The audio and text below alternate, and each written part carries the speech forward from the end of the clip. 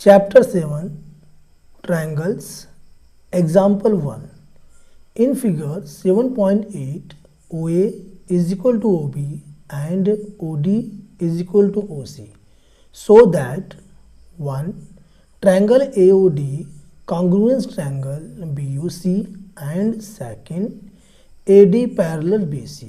तो यहाँ फिगर दिया हुआ है 7.8 और इसमें हमें दिया है OA OB के इक्वल है और OD OC के इक्वल है और हमें प्रूव करना है कि ट्रायंगल AOD और ट्रायंगल BOC ये दोनों ट्रायंगल जो है कॉन्ग्रुएंस है और साथ ही हमें यह भी सिद्ध करना है कि AD BC के पैरेलल है। तो इसको स्टार्ट करते हैं।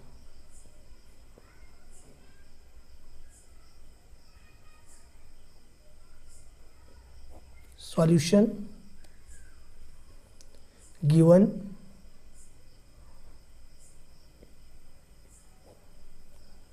हमें दिया है OA is equal to OB and OD is equal to OC।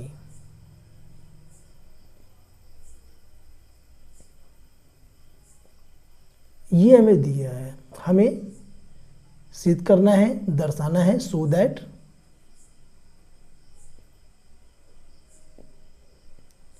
To show 1 triangle AOD congruence triangle BOC and second AD parallel BC।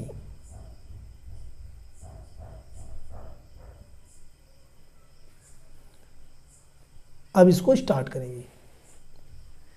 Proof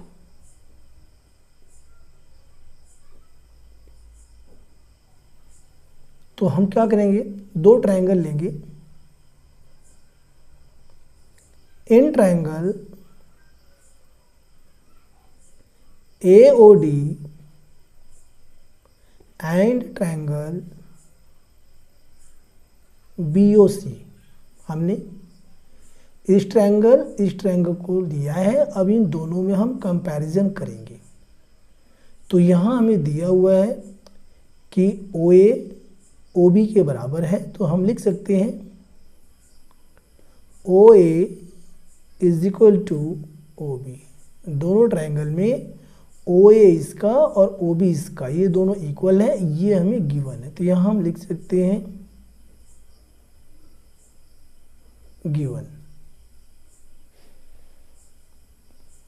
और यहाँ पर ये जो AB है और ये CD एक दूसरे को O पर इंटरसेक्ट करते हैं और जब ऐसा होता है तो वर्टिकली अपोजिट एंगल्स जो होते हैं वे इक्वल होते हैं, यानी कि ये जो दोनों एंगल है शीर्षाभिमुख कोण है या सम्मुख कोण हम कह सकते हैं, तो ये बराबर होते हैं।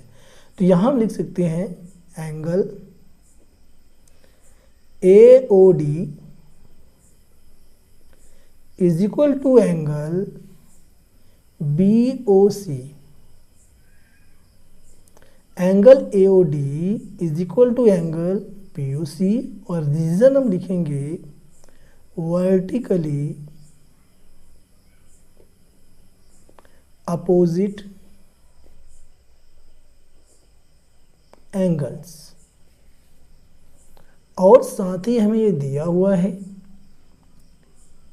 कि यहाँ पर ये जो OD है यह OC के बराबर है। तो हम लिख सकते हैं दोनों ट्रायंगल में, इस ट्रायंगल AOD में OD और इस ट्रायंगल में BOC में OC, ये दोनों इक्वल है। तो OD is equal to OC और यह भी हमें जो है गिवन है, क्वेश्चन में दिया है। तो यहाँ से हमारी साइड आ गई, यहाँ से हमारा एंगल आ गया और ये हमारी साइड होगी। तब ये दोनों ट्रायंगल जो हैं कॉन्ग्रुएंस होंगे by S A S congruency rule. तो हम लिख सकते हैं therefore triangle AOD congruence triangle BOC by SAS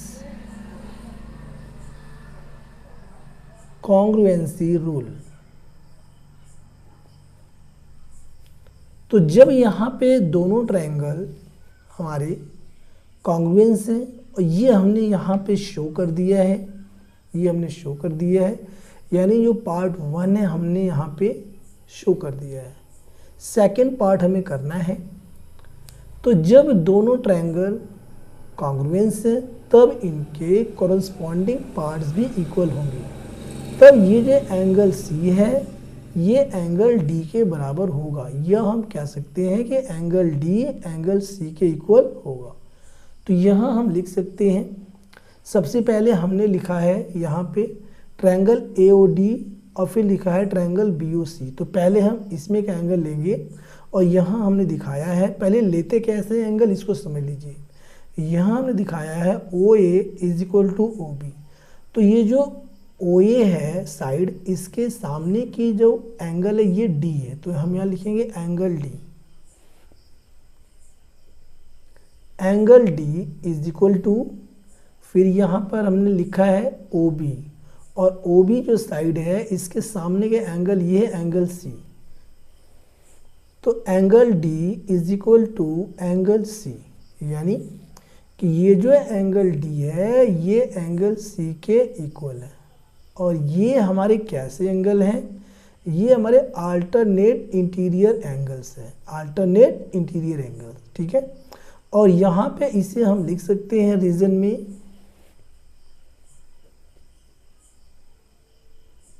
bye CPCT, और यहाँ रीजन में हम लिख सकते हैं आल्सो